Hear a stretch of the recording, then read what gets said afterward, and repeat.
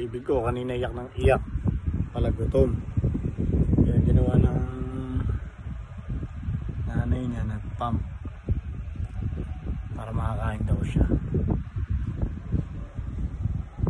Ay, ayak na.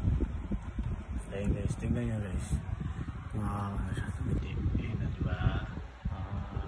Hi baby. Sarap neti niya.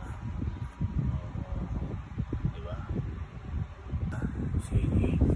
Pinili ang baby ko eh. Ganyan siya. Kailangan dede siya ng dede.